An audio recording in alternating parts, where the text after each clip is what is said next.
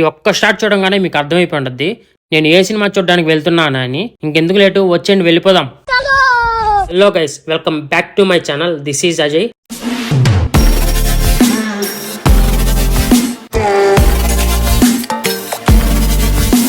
Already నిన్న premier షోలు అయితే రిలీజ్ చేసేసాడు. అందరు అవి చూసి రివ్యూలు కూడా పెట్టేశారు. కానీ నేను రివ్యూలో ఏది చూడలేదు, ఎందుకంటే ఆ రివ్యూస్ చూసే చూడాలన్న ఫీల్ కూడా పోతుంది. టైం అయితే 6 అవుతుంది. ఈరోజు మార్నింగ్ ఫస్ట్ షోకి అయితే వెళ్తున్నా. ఒసూరులో ఉన్న గ్రాండ్ సినిమాస్కి అయితే వచ్చేసాను. బెంగళూరులో కూడా పవన్ కళ్యాణ్ గారి ఫ్యాన్స్ మామూలుగా లేరు. ఎక్కడ చూసినా ఫుల్ క్రౌడ్ ఉన్నారు. ఇంకా మూవీకి టైం అవుతుందని చెప్పి లోపలికైతే వెళ్ళిపోయా.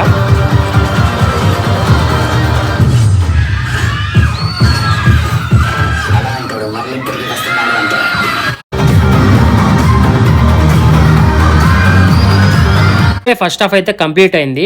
ఫస్ట్ హాఫ్ అదిరిపోయింది, మామూలుగా లేదు. మూవీ మాత్రము బీజిఎం అయితే నెక్స్ట్ లెవెల్.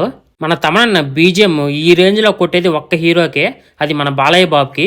తర్వాత ఆ రేంజ్ లో బీజిఎం కొట్టింది మన పవన్ కళ్యాణ్ గారికి. మూవీ త్రూ అవుట్ ఈ బీజిఎం తోనే మూవీని ఎక్కడికో తీసుకెళ్లిపోతుంది. ఇంకా పవన్ కళ్యాణ్ గారి డ్రెస్సింగ్ స్టైల్ అయితే పర్ఫెక్ట్ గా సెట్ అయింది ఈ మూవీకి. ఫస్ట్ హాఫ్ అయితే చాలా నచ్చింది నాకు.